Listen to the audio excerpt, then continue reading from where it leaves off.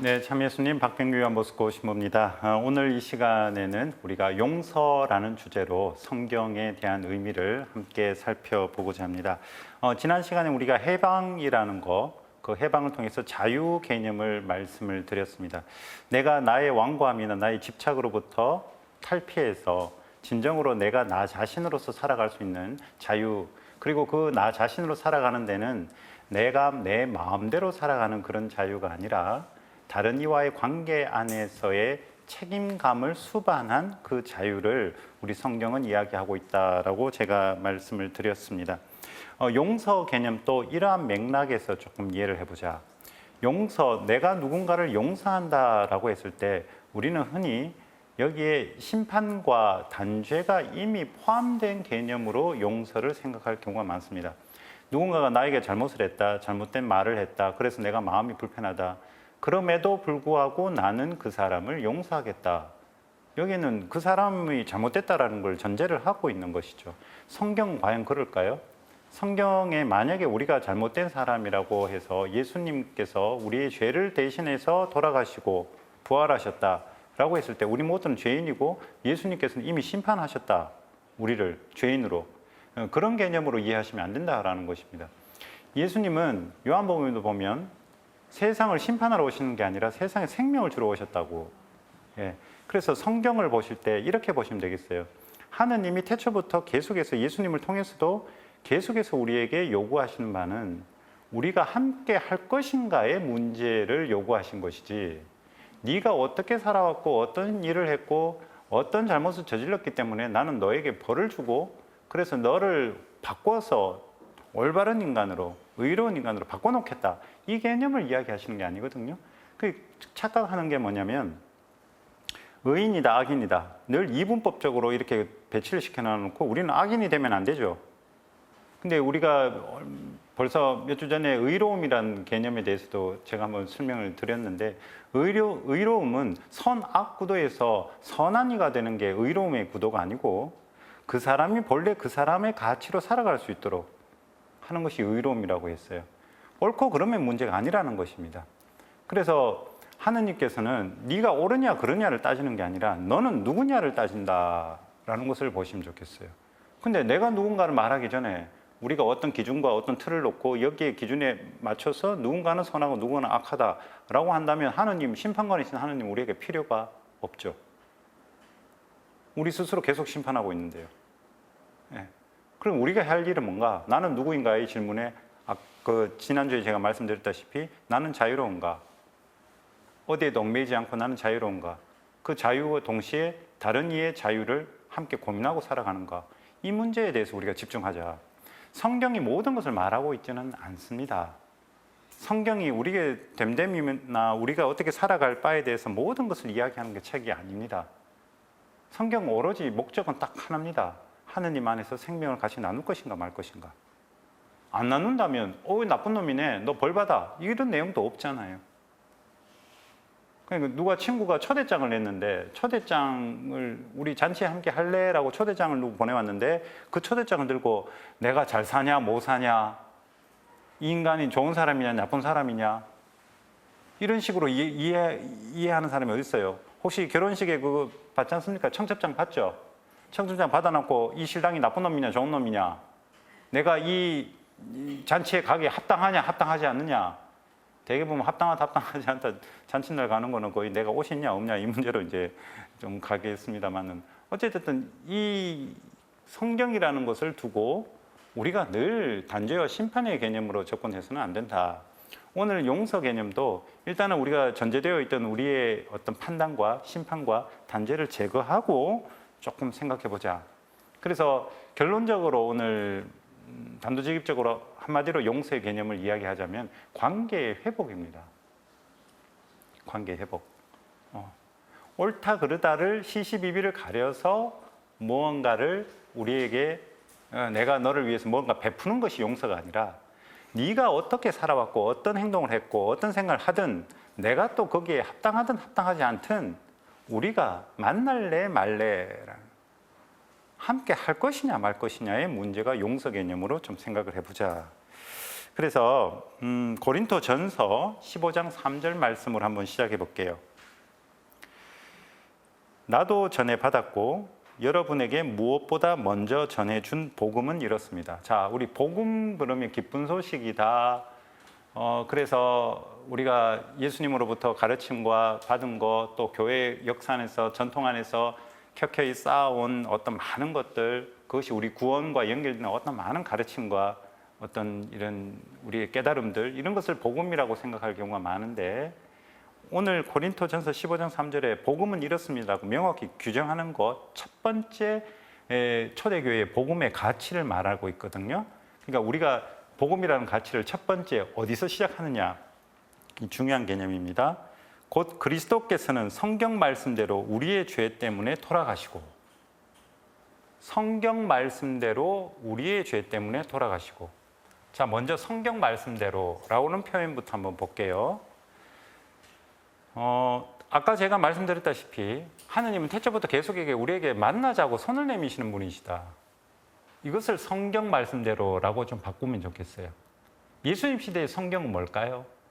성경 중에 성경. 오늘날 우리처럼 신구약 성경이 아니라 예수님 시대에는 성경 중에 성경은 토라, 모세오경을 가리킵니다. 모세오경의 정신이 뭐냐? 모세오경을 보면 어떻게 되죠? 창세기, 탈출기, 레위기, 민수기, 신명기 5권으로 되는데 가장 중심 부분에 있는 클라이막스가 뭐냐면 시나이산에서 10계명을 받는 거예요. 탈출기 20장에. 10계명의 정신이 그럼 무엇이냐? 가장 클라이막스, 가장 중요한 거. 10계명의 정신은 자유입니다. 뭐 하지 마라 그러니까 되게 뭐 구속하고 억압하는 것 같은데, 실은 거기에 종속되지 마라, 거기에 묶이지 마라, 도둑질 하지 마라. 그러면 도둑질 하는 대로 온 하루 종일 생각할 거 아닙니까? 어떻게 도둑질 할 것인지. 거기에 묶이지 마라. 그러므로 너는 너 자신으로부터 네가 이렇게 매몰되어 있는 것에서 탈피해서 진정으로 자유로운 사람이 되라 라는 것이, 자유롭지 못한 상태가 뭐냐? 내가 어디에 거기에 푹 빠져 있는 상태가 뭐냐? 성경에서 말하는 죄의 상태입니다. 내가 거기서 탈피해서 그럴 수 있지, 그렇게 생각할 수 있겠구나, 내 생각만이 전부가 아니야. 그러므로 관계를 생각할 줄 아는 것, 다름을 생각할 줄 아는 것, 이게 의로움이고 이게 거룩함이고 이게 하느님 뜻이라는 거죠. 이게 모세오경 정신이에요. 그래서 우리 다시 한번, 나도 전해받았고 여러분에게 무엇보다 먼저 전해준 복음은 이렇습니다. 곧 그리스도께서는 성경 말씀대로, 바로 방금 제가 말씀드렸던 그러한 성경의 근본적인 뜻에 따라 우리의 죄 때문에 돌아가시고, 자, 두 번째, 우리의 죄 때문에 돌아가시고, 우리가 자유롭지 못했다는 겁니다. 우리가 관계 지향적이지 못했다는 거죠. 우리가 우리 안에만 매몰되어 가지고 다름을 보지 못했다는 겁니다. 우리 본당에서 신앙생활 하시면 어때요? 되게 비슷비슷한 사람끼리 모여서 레지오하고 비슷비슷한 사람끼리 이렇게 밥 먹으러 가고 차 마시러 가고 이렇게 하죠. 다른 사람 낑기면 어떻게 했대요? 불편하죠.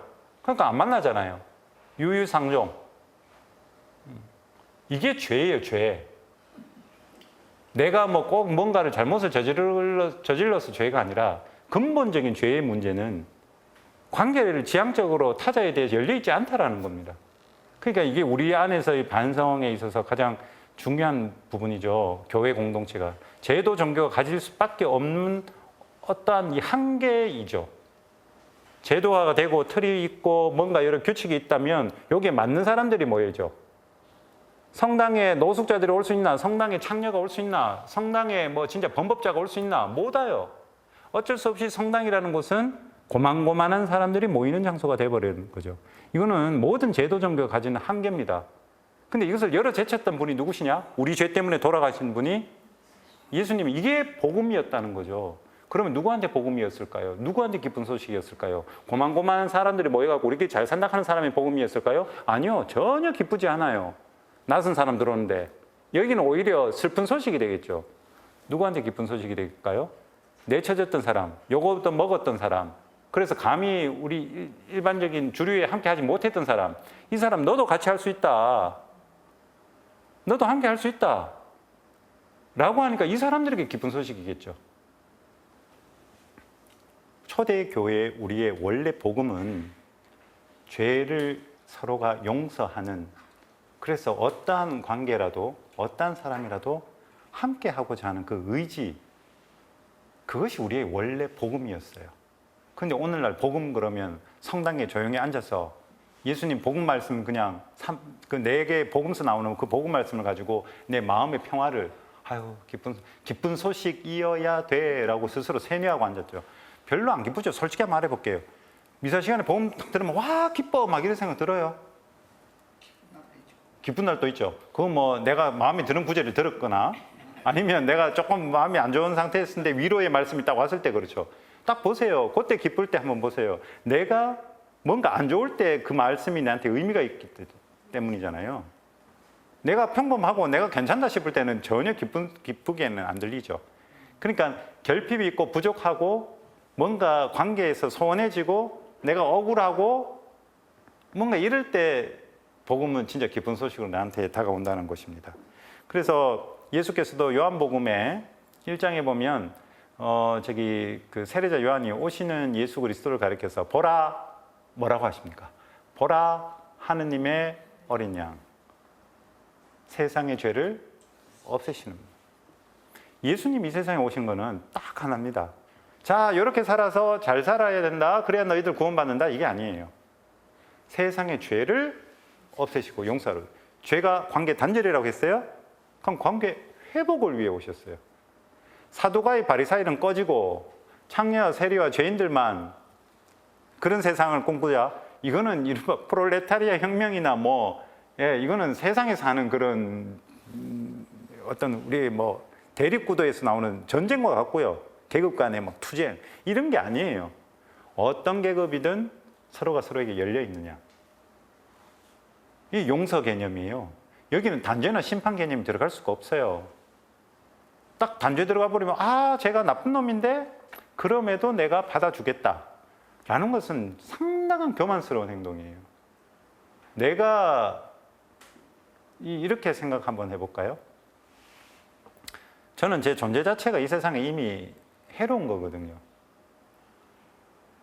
오늘 플라스틱 얼마를 쓰셨습니까? 오늘 아침에 일어나서 씻죠? 비누 쓰고 세제 쓰죠? 그 하수구 흘러갈 거 아니에요? 그죠? 설거지 하시죠? 다 흘러갈 거 아니에요? 또 화장실 가시죠? 그거 다 옛날에야 비료로 썼다 하지만은 요즘 다 그거 돈 들어가서 다 정화시키고 자, 우리 존재 자체가 뭘 그렇게 세상에 이익이 될까요? 이거는 물질적인 거겠지만은 관계 안에서도 보면 괜히 우리의 말 한마디가 누군가에는 나는 괜찮았지만 누군가에게 상처가 줄 수도 있고 사실 살면서 누군가를 위해서 산다라고 말하기에는 진짜 좀 쑥스럽죠. 진짜 낯뜨겁고 우리 존재 자체가 이미 세상에 해악이 돼요. 예전에 제가 여기서 이 성경이란 무엇인가의 강의 초반기에 제가 말씀을 한번 드렸는데 오늘날 우리 지구의 역사는 쭉 해가지고 인류세라는 표현을 쓰는데 오늘날 현생 인류가 살아가는 요 인류세, 요 짧은 전과도 다를 바 없는 이 짧은 시대 동안 우리 지금 현생 인류가 지구 역사를 보면 어마어마하게 짧은 시간인데 이 시간 동안 지구가 이때까지 멀쩡해 있던 지구가 지금 거의 멸망일보 직전까지 왔어요. 온난화 현상부터 해서 지금 코로나 현상도 마찬가지고 많은 것들이 인간이 지금 현생 인류가 잘못을 저지른 거예요. 이런 사람이 누구를 판단하고 누구를 심판하고 네가 잘났니 못났니 그런 태도로 사는 것 자체가 분열을 일으키고 아무리 용서를 해준다 하지만 그런 마음으로 용서해준다 하지만은 나는 의롭다라는 교만. 그래서 복음서에 나타나는 바리사이들의 모습과 같다라는 거죠. 그래서 그런 의미에서 하느님의 어린 양이신 예수 그리스도께서는 당신을 온전히 내어 바치셔서 우리를 온전히 용서하셨다. 이거는 스스로가 먼저 여기 뭐냐면 죄를 짊어진 어린 양으로서 그러니까 다시 말해서 나도 죄인이요라고 예수께서 오셨다는 거죠. 천상의 거룩하신 분이 너희들의 죄를 내가 용서해 주겠다 개념이 아니고 내가 죄인이 됐다라는 개념이에요. 자, 용서의 첫 출발은 여기입니다. 나도 죄인이요. 나도 부족합니다. 너도 부족하네? 그러면 해야 할 일은 뭘까요? 서로 부족하니까 가슴만 치고 앉았어요? 아니요. 부족하니까 우리 서로 도웁시다. 이게 용서 개념의 출발이다라는 거죠. 마태복음 26장 27절에서 28절을 보시면 또 잔을 들어 감사를 드리신 다음 제자들에게 주시며 말씀하셨다.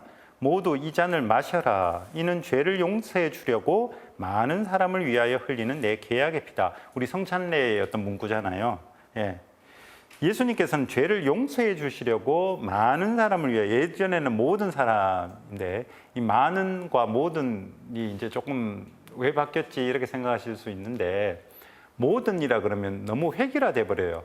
잘 살든 못 살든 뭐 어쨌든 간에 싹 다 이 개념이 아니고 좀 열어놓고 개방적인 표현, 그게 많은, 규정되지 않는 표현. 모든 그러면 싹 다잖아요. 하나도 열애 없이.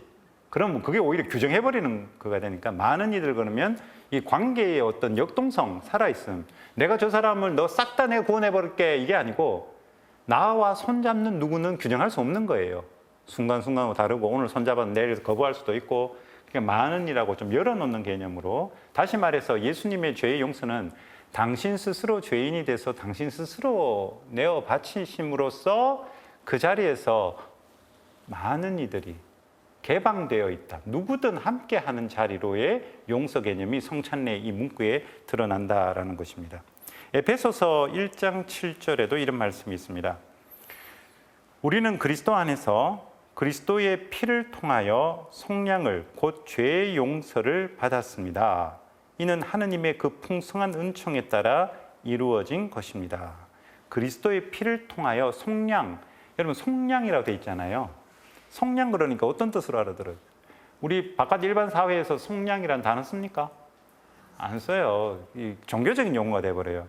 근데 이 속량하다라는 건 뭐로부터 풀려나다라거든요. 리오 동사라고, 그리스 리오 동사를 쓰고 있는데, 이게 히브리 말로 파타입니다. 파타는 이 오픈하다, 열다라는 겁니다. 다시 말해서 속량은 네 잘못 있는 거 더러운 거 깨끗하게 닦아줄게, 치워줄게가 아니고 거기로부터 풀어냈다, 열어 제쳤다. 그래서 자유, 해방을 말합니다. 우리 구원도 같은 맥락의 이야기거든요. 네가 구원받았다라는 것은 여기에 묶여있는 것에서 네가 온전히 나왔다. 우리가 구원받았다라고 하니까 미래에 펼쳐질 어떠한 하느님의 심판을 따라서 내가 상을 받는 그런 개념으로만 이해를 하시는데, 그렇게만 이해하시면 안 돼요. 지금 내가 어디에 매몰되어 있고 묶여 있으면 이거 쉬어야 된다라는 것에서 내가 여유롭게 되고 풀려나 있는 상태가 구원받은 상태입니다. 대개 우리가 몸 육체적으로는 병이 있다가 병에서 나오면 너 구원받았다 이렇게 복음서에 말하지 않습니까? 그건 다르게 해석하면 우리 감기만 걸려도 어때요?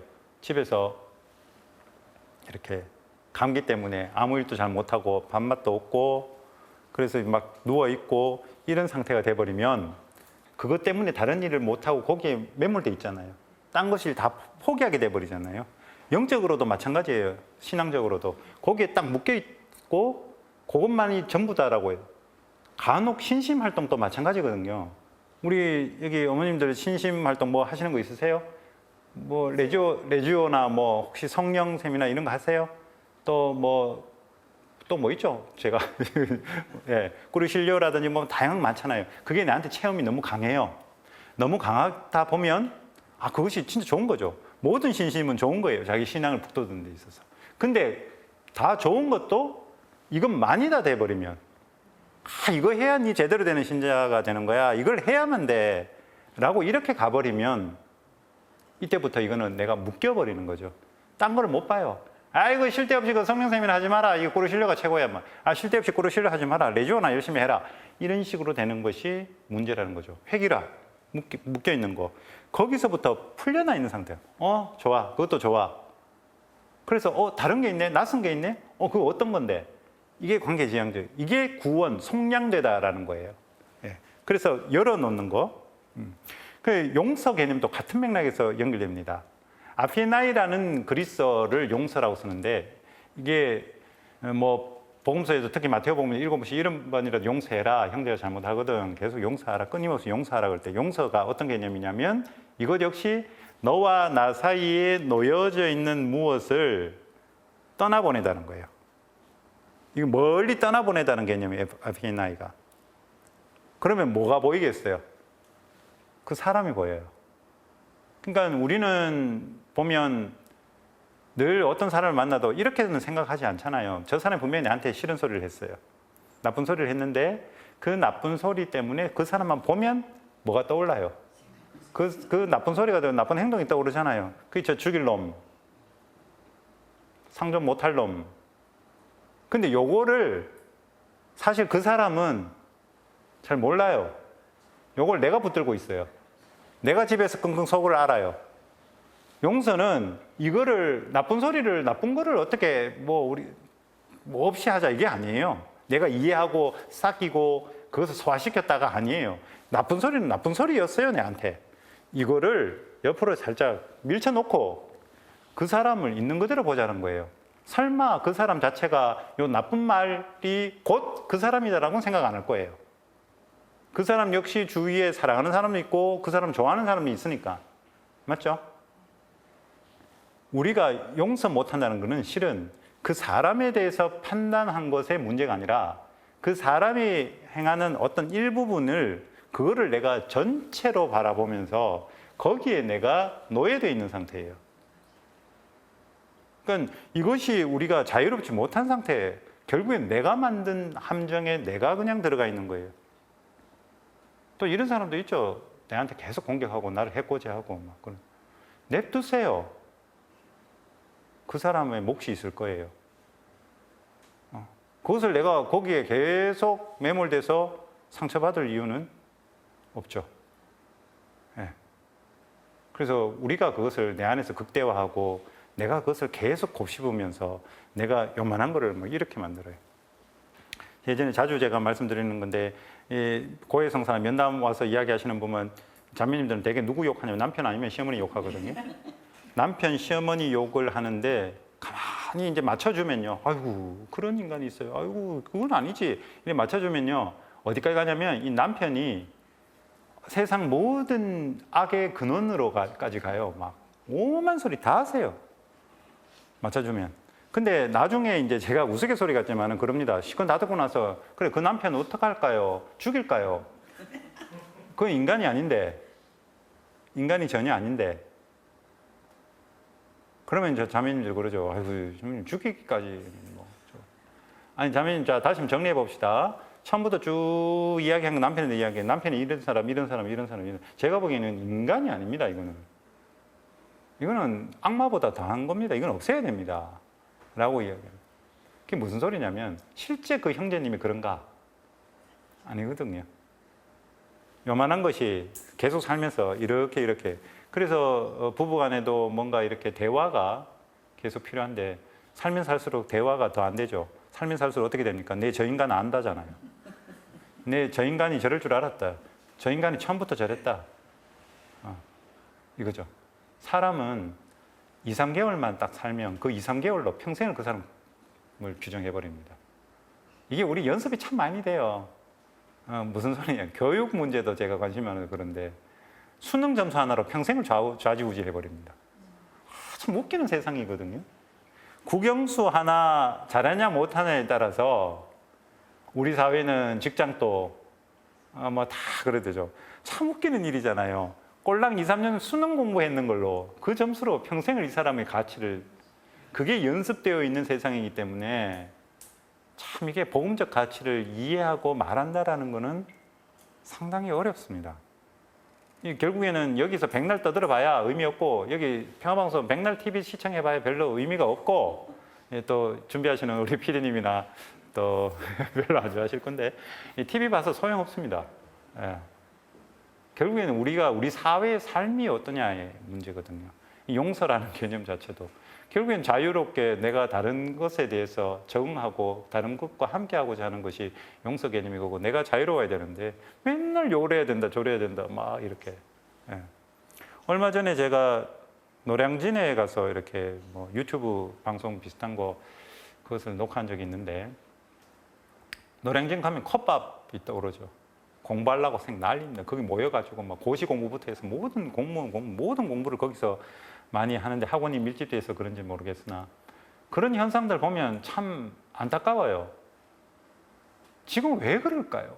왜 그럴까? 제가 대학에 나올 때만 해도 4년제 대학만 나오면 무조건 직장을 골라갔거든요. 그때는 뭐 그럼 직업이 이렇게 많아가지고 막 그랬는가? 아니죠.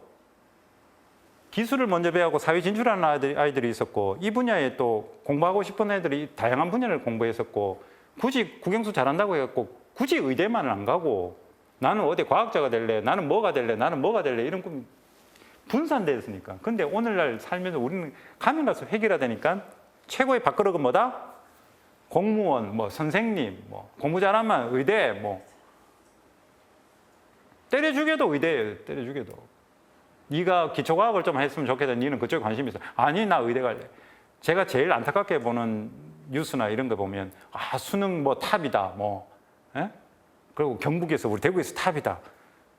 그러면 이 친구, 이 머리 좋은 친구가 어디 갈까라고 물음표가 아니라 의대다. 의대. 무조건 의대다 저거. 보면 무슨 의대 몇 학년 뭐 무조건 의대잖아요. 그 머리 좋은 학생들이.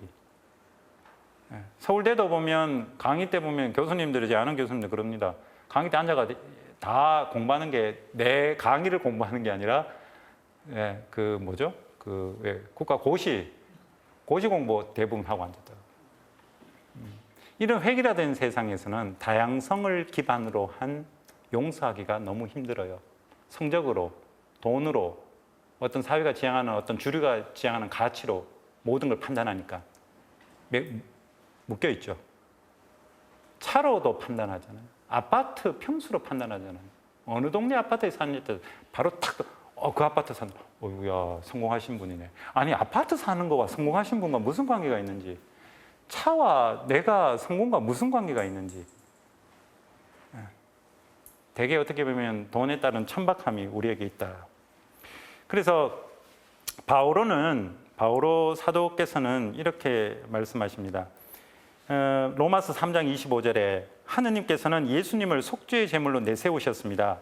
예수님의 피로 이루어진 속죄는 믿음으로 얻어집니다. 사람들이 이전에 지은 죄들을 용서하시어 당신의 의로움을 보여주시려고 그리하신 것입니다. 용서받은 속죄는 믿음으로 이루어집니다. 믿음, 서로에 대한 신뢰로 이루어집니다. 누가 와갖고 내 죄를 깨끗이 씻어주는 게 아니라 내가 그만큼 개방되어 있고 서로에 대한 신뢰관계에 있는지, 세상이 서로를 믿지 못하니까 기대는 거죠. 뭐에 기대요? 누구 하나 정답, 원칙 하나 세워주라. 여기 맞추면 내가 이 세상에서 성공한 거고 이 세상에서 행복한 거고 난 제대로 살은 거다. 인정해 주라. 이 의존적 삶이죠. 내가 나로서는 내 말을 못하니까. 왜? 말했다면 어떻게 돼요? 쓸데없는 말했다고 지탄받을 수 있으니까. 다들 맞다는 이야기로 기준을 삼고 그렇게 살자 이거죠. 아유, 막 시끄럽게 와각하노. 입 다물어라. 특히 이런 말을 어디서 많이 해요? 본당에서 많이 하잖아요.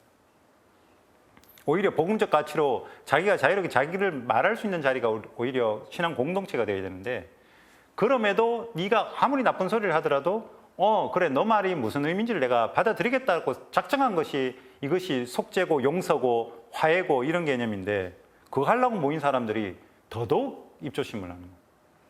자기 생각을 이야기하지 않아요. 그래서 기대려고 합니다.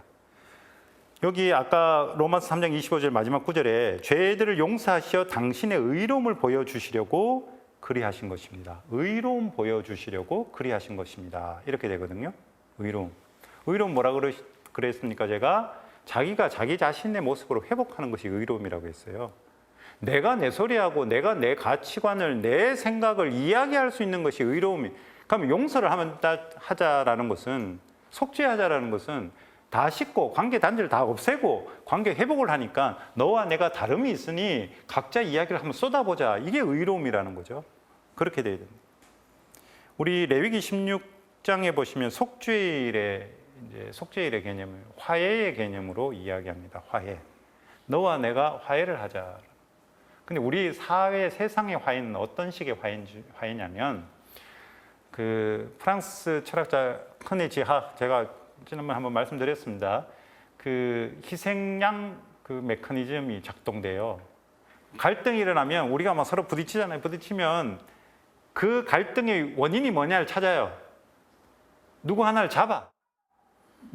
잡아서 그 누구 하나 잡은 그것을 얘한테 갈등의 원인을 다 쏟아부어요. 그리고 얘를 어떻게 해요? 제거해요. 이런 경우 우리 사회에 많습니다. 우리 일상도 안 그렇습니까? 마을에서 동네에서 문을 시끄러우면 언놈이고 저놈이다. 저놈은 옛날부터 그랬다. 예전부터 저 사람은 뭐가 안 좋았다. 굳이 관계없는 거 다 끌고 들어와갖고 그 사람한테 다 욕해요. 우리 일상이죠, 그죠?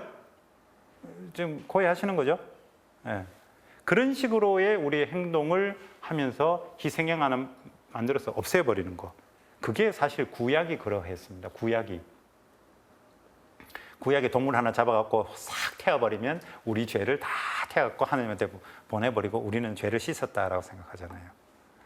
그런데 신약에서는 아까도 말씀드렸다시피 예수님은 당신 피로 당신 스스로 죄인 돼서 당신 스스로 제물 되시고 당신 안에서 화해의 자리를 만드셨다.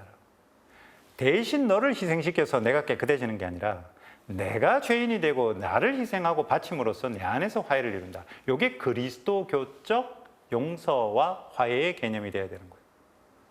그러니까 아까 계속 강조합니다만 여기는 단죄의 개념이 전혀 들어가면 안 됩니다. 단죄의 개념이. 그죠? 네. 그래서 이 원래 속죄와 해방, 용서 이런 모든 개념은 이제 너와 나는 같은 처지에서 서로 부족하다라는 것을 인정하고 서로 보듬어주는 자리다, 화해의 자리다라는 것입니다. 그래서 로마서 3장 22절에 이런 말씀이 있습니다. 예수 그리스도에 대한 믿음을 통하여 오는 하느님의 의로움은 믿는 모든 일을 위한 것입니다. 거기에는 아무 차별도 없습니다. 용서의 자리, 화해의 자리는 차별이 있어서는 안 돼요. 죄인이든 의인이든. 그래서 예수님도 죄인을 부르러 오셨다. 예수님은 죄인을 부르러 오셨다. 뭐 하려고? 의인 편이 아니고 죄인 편이다가 아니라 모든 이에게 함께 더불어서 살기 위해서 선한 이에게도 악한 이에게 똑같이 비를 내려주시다. 밀과 가라지가 같이 자라나요. 올바른 이들만 하느님이 합당한 게 아니라 하느님은 모든 일을 함께 당신이 안에서 함께 하고자 하시는 분이에요. 그 외에 잃어버린 양 같은 경우에도 보면 잃어버린 양 찾았을 때 친구 불러갖고 얼마나 기뻐합니까? 목사가. 그게 하느님의 뜻이라는 것을 우리가 인식해야 되겠습니다. 차별이 있어서는 안 됩니다. 하느님에게 막갖는 사람이 있다. 성당 다니는 사람이 하느님한테 더 막갖다? 천만에요. 그건 착각이에요. 바깥 세상 사람들이 더 열심히 더 의롭게 살 수 있어요. 상대적으로 비교를 하자면. 굳이 그러면 바깥 세상으로 이런 사람이 잘 사는 사람이 있어 라고 말할 수 있겠죠. 오히려 인류 역사에서 특히 현대사 안에서 우리가 사실 가톨릭이 악한 것에 침묵한 경우도 많았잖아요. 그래서 우리가 남들보다 더 하느님께 더 가깝다라는 이 생각도 빨리 버리셔야 돼요. 다만 우리 그리스도교 공동체의 특징은 우리도 죄인입니다를 말할 수 있는 거예요. 세상은 죄인입니다라고 고백하기보다는 나 조금 노력해서 더 잘 살래요 라고 하는 게 세상의 특징이라면 우리 교회의 특징은 난 가진 거 없고 보잘것 없고 좀 아무것도 잘 몰라요 라는 것을 떳떳하게 이야기할 수 있는 것이 그리스도교 공동체다.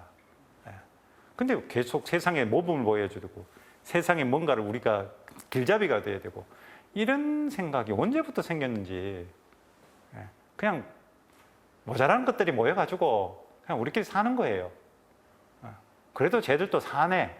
제가 자주 말하는 게 그리스도교 신자들은 어떻게 저런 인간한테도 형제님 자매님이라고 할 수 있는가? 그걸 하는 게 신앙인이 해야 될, 세상이 무식하고 보잘것없고 가치 없다라는 인간에게도 형제로서. 그거 사도 바울의 필레몬서 보시면 있잖아요. 필레몬서의 오네시모라는 종을 필레몬에 다시 돌려보내면서 내 심장과 같은 존재다. 당시 노예는 인간 취급을 못 받았는데 그 노예 오네시모를 사도 바울로 보내면서 내 심장과 같다. 나의 형제다. 이렇게 생각하는 거죠. 여러분들 오늘날 우리 한국 사회에서 가장 쓰레기 같은 인간이 누구예요? 주위부터 이제 한 명씩 나올 수 있어요. 저부터가 쓰레기 같은 인간이. 그럼 아니에요가 아니고 그냥 저 혼자 그렇게 이야기해요. 근데 저부터가 그렇다면 저를 좋아해 주시고 저를 격려해 주시는 분은 저에게는 평생의 은인이 되겠죠. 그런 감정으로 살아가는 것이, 내가 잘났는데 누군가가 나를 칭찬해 주고 누가 격려해 주고 위로해 주면 별로 관심이 없어요. 근데 내가 진짜 이 쓰레기 같은 인간인데 누군가가 챙겨주면, 그러니까 내가 어느 자리에 내가 발을 디디고 있는가, 이 문제를 좀 생각해 보시면 좋겠습니다. 이렇게 될 때, 그래서 내가 죄인이고 내가 좀 용서받았고 내가 거기서 풀려나고 내가 부족함을 알고 이럴 때 로마서 6장 22절에 보면, 그런데 이제 여러분이 죄에서 해방되고 하느님의 종이 되어 얻는 소득은 성화로 이끌어 줍니다. 이렇게 됐을 때 거룩함이라는 거죠. 여러분이 거룩히 살고 싶잖아요. 거룩함은 놀랍게도 내가 죄인입니다. 나 부족합니다. 라고 말하는 자리에서 거룩함이 형성이 돼요. 내가 잘 삽니다. 네, 저 거룩하게 내 도 닦아서 저렇게 살 거예요. 라는 것에는 고집과 완고함이 자리가 되죠. 이것을 기준으로 다른 모든 것들을 틀린 것이라고 규정해 버리니까. 그래서 이렇게 살기 위해서 우리는 전제 조건은 회개와 세례, 회개와 세례. 사도행전 2장 38절에 베드로가 그들에게 말하였다. 회개하십시오. 그리고 저마다 예수 그리스도의 이름으로 세례를 받아 여러분의 죄를 용서받으십시오. 그러면 성령을 선물로 받을 것입니다. 회개와 세례는 용서를 위한 기본 전제 조건이에요. 그 회개가 또 내 잘잘못 또 닦아내자, 내 그래서 깨끗해지자가 아니고, 회개는 나 부족하니 다른 이에게 손을 내밀고 나 도와달라는 게 회개예요. 회개라는 말 자체가 돌아서다라는 거거든요. 내가 나 혼자 추구하던 가치에서 좀 내려놓고 다른 이의 다름을 보고 같이 하자라는 게 회개예요. 그것을 구체화시켜주는 사건이 세례입니다. 하느님의 자녀가 된다라는 거. 세례는 내가 옛날의 나에서 새로운 나로 거듭나는 게 아니고, 세례는 옛날에 나 혼자 살았던 거기서 완고하면서 해방되어서 다른 이와 함께 살 수 있다는 것을 시작하는 거예요. 근데 세례 받으면 내가 막 개인주의적인 어떤 생각을 많잖아. 아우, 나 이제 하느님 자녀가 됐고 내 죄는 깨끗해졌고, 나는 그래서 이제 좀 거룩하게 되었다. 이런 개념이 전혀 아닙니다. 오히려 세례 받으면 이렇게 생각해야죠. 나도 부족하고 더럽고 진짜 잘못된 죄인인데 다른 죄인을 더 만나게 되네. 그렇게 됐을 때 서로가 죄인임을 서로 고백하는 그 공동체에 내가 들어가가지고, 아이고, 이 부족함을 더 내가 깨닫고, 그래서 다른 이들과 더 함께 살아야 되겠구나. 이런 것들을 우리가 생각하는 것이 바로 그 회개와 세례, 회개를 바탕으로 한 세례 사건이다. 그런 것이죠. 세례할 때 우리가 하얀 그 수건을 덮어 쓰잖아요. 그거 딱 덮어 쓰니까 그 요한묵시록 표현으로 볼게요. 그 흰 겉옷을 입고 있다. 구원받은 이들이 겉옷을 입고 있다. 이 표현이 뭐냐면, 내가 깨끗해졌구나. 하얗게 차려입고. 그게 아니라 예수님의 영광 안에 참여하는 겁니다. 다시 말해서 하느님의 어떤 그 존재 안에 내가 포함된다는 개념이에요. 자꾸 내 중심적으로, 나 중심적으로 생각하지 마시라고요. 거기에 포함된다라는 것은 무슨 뜻이냐? 흰 겉옷을 입는 것은 그분의 삶 안에 내가 참여한다는 거예요. 그러면 그분 삶을 어떻게 살았느냐? 이거는 누차 반복했으니까 관계, 지향적으로 사셨다는 거죠. 여기만이 맞고 저기만이 맞다가 아니라 같이 살자라는 거예요. 예언자들의 전통부터 예수님의 가르침까지 쭉 계속 같이 살자. 거기에 참여하는 것이 흰 그 겉옷을 입는 거예요. 여러분들 빛과 소금이 돼야 되잖아요. 빛과 소금 된다는 거, 내가 빛이고 내가 소금이다. 착각하지 마시기 바랍니다. 소금은 왜 칩니까? 소금이 자랑스럽습니까? 소금이 막 대단합니까? 그래서 내가 소금 자랑하고 막 멋진 거라고 해갖고 음식을 할 때 소금만 소복 싸고 밥상 위에 놓습니까? 아닌 거죠. 다른 것은 맛을 내기 위해서 소금을 치지 않습니까? 이 등을 왜 켭니까? 어두우니까 밝히려고. 얘가 예쁘다 하고 저것만 쳐다봅니까? 눈부셔서 못 보잖아요. 다른 것을 밝히기 위한 거잖아요. 다른 것으로 위해서 소용된다라는 것이 어떻게 보면 용서와도 맞닿아 있는 개념이다. 철저하게 이 존재는 다른 것과의 관계 안에서 존재할 수 있음을 기억하는 것. 예, 이게 바로 우리가 용서고 그것이 세례를 통해서 시작한다라는 것입니다. 우리 다 세례 받으셨잖아요. 세례를 통해서 이제 그런 삶을 살려고 작정했는데 계속 이제 또 이 무릉도원 들어가려고 내 도 닦고 앉았는 개념으로 신앙생활을 쭉 하는 거예요. 세례 받으면 이제 더 바깥에 저런 것들하고는 이제 어울리면 안 되고 막 난 더 깨끗하게 살아야 돼. 이거 세례를 완전 잘못 착각하고 있는 거다. 그래서 마태오복음 6장 14절 이하에 보면 너희가 다른 사람들의 허물을 용서하면 하늘의 너희 아버지께서도 너희를 용서하실 것이다. 그러나 너희가 다른 사람들을 용서하지 않으면 아버지께서도 너희의 허물을 용서하지 않으실 것이다. 보십시오. 세례받아서 우리가 살아가고 있는 우리 신앙인들은 지금 바로 옆에 있는 가족과 이웃 간의 용서가 곧 하늘에서 온 용서와 같은 맥락에서 이해를 하셔야 된다. 지금의 삶이 곧 저 세상에서의 삶의 시작입니다. 지금 이 순간 내가 막 내 스스로만 깨끗하게 하려고 이렇게 살고 완고하게 살아갔다가는 저 세상에서도 그렇게 살면 예수님께서 원하시지 않은 삶이에요. 지금 나는 열려있는 삶, 개방적인 삶인가에 대한 문제를 내가 깊이 좀 고민해 보셔야 된다. 그런 의미에서 우리가 살아가면서 저 모든 만나는 사람들, 모든 사건들은 내가 구원받는 그 자리의 연습이자 동시에 구원의 현실이고 실제입니다. 오늘 허투루 말했다. 내가 막 그냥 스쳐 지나가도 막 그렇게 살았다. 아니 그렇게 살기보다는 매 순간 오늘이 끝인 것처럼, 지금이 끝인 것처럼, 지금 하느님께서 나를 심판하신다는 그런 것처럼, 그래서 심판받지 않고 영원한 생명을 얻을 조건은 서로 회개한다는 것. 아, 네, 잘 모르겠습니다. 부족합니다. 라고 말할 수 있다. 근데 이게 사실 좀 잘 안 돼요. 순간순간 하면 내일 있겠지, 내일 있겠지. 예. 그 내일이 없는 것처럼 사시는 것이 중요하다라는 것입니다.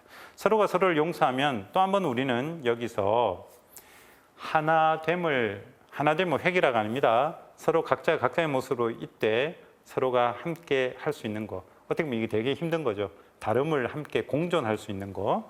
예, 그런 하나됨이 형성됩니다. 그래서 일방적 용서는 없습니다. 서로가 서로에게 회개하니까. 서로가 서로 부족해서 서로를 내어놓으니까. 일방적으로 누가 누구를 용서하는 개념은 없습니다. 서로가 용서하는 것이죠. 서로가. 그래서 마태오복음 18장 35절에 보면 이런 말씀이 있습니다. 너희가 저마다 자기 형제를 마음으로부터 용서하지 않으면 하늘의 내 아버지께서도 너희에게 그와 같이 하실 것이다. 마음으로부터 용서하지 않아요. 왜 겉으로는 뭐 내내 하고 있더라 마음은 닫고 있는 경우도 많고, 그래서 앞에 뭐 우리 미사 시간에 평화를 빕니다라고 인사하시면 실은 마음에 평화 빌 마음 손도 것도 없고, 그냥 해야 되니까 그냥 평화를 빕니다. 마음으로부터 열려 있어야 돼요. 굳이 내가 행동으로 뭔가를 안 해주더라도 내가 그 사람을 마음으로 받아들이고 있는지. 다시 말해서 행복하여라. 마음으로 가난한 사람들 하늘나라가 그들의 것이다. 마음으로 내가 정말 그 존재를 함께 하고자 하는 것인지를 생각해 봐야 됩니다. 네. 죄송하다, 미안하다. 한번 일전에 말씀드린 것 같은데 불어 프랑스 말로 빠동, 영어 파르던이죠. 빠동은 빠 뭐에 의해서 동 선물이에요. 선물. 그래서 내가 너에게 선물 같은 존재로서 너도 나에게는 선물 같은 존재다 라고 서로가 서로를 받아들이는 그 자체가 바로 용서 개념이 될 수 있다라는 것입니다. 우리 모두는 서로가 서로에게 뭐 라틴어 격언에 그런 말이 있죠. 인간은 인간에게 늑대다. 서로 으르렁거린다. 그리스도교적 가치는 용서의 개념을 가지고 말할 수 있는, 인간은 인간에게 서로의 선물입니다. 그래서 프랑스 가시면 여러분들 아마 말을 잘 못 알아듣더라도 길거리나 뭐 마트나 뭐 어디 갈 때마다 버스 안에서 제일 자주 듣는 말이 빠꾸동입니다. 빠꾸동. 정말 재밌지 않나요? 길 좀 비켜달라고 할 때도 빠꾸동 이러고 옆에 갔다 살짝 보시죠. 아, 빠꾸동 그래요. 다 선물. 우리도 그런 어떤 문화를 서로가 서로에게 선물일 수 있는 그런 문화를 만들어가면 좋겠습니다. 네, 오늘 강의는 여기서 마치도록 하겠습니다. 수고하셨습니다.